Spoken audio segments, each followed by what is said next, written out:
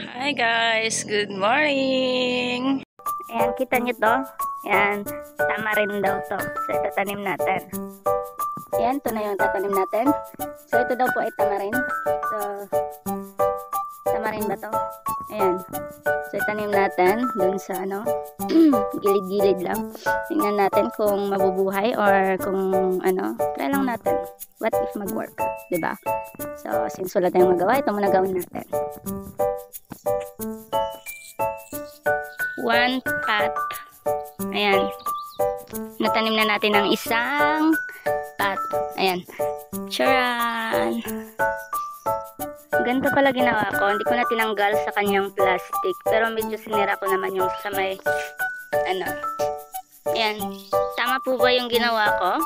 Ayan. Pa-comment naman dyan kung tama yung ginawa ko. Hindi ko na tinanggal. And then, lagyan ko na ng konting ano. Konting lupa. Ayan guys. And then, the last one. Char! Kain muna tayo ng avocado, saging, and another saging. Ayan. So, alam nyo guys, sobrang sarap ng avocado dito sa amin. Dito sa atin. Kasi nga, di ba? Purely organic. And syempre, ayun, nagbunga sila ngayon. Although ubos na, ito na yung last na avocado. So, nakauwi tayo and natikman natin yung mula ng lolo at lola natin. Ayan, so sarap. So, sa mga gusto ng avocado, ayan, meron pa ako dito. Yummy! ayan. Pasyal-pasyal pag may time dito sa province. Daming frutas. Charot lang. Saging.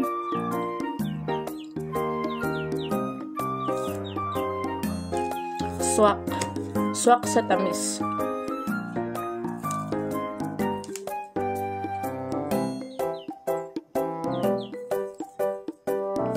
Sarap. More pa.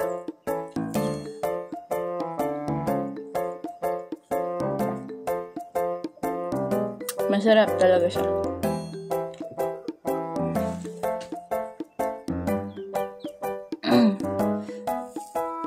Alam mo yun, yung mabango na, masarap pa, compare sa binibili natin sa, ano, sa tindahan, sa Manila, mas masarap.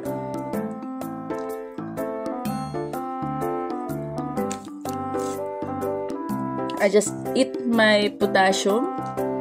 Yeah. So, bye guys. Thank you for watching. It's okay. Bye.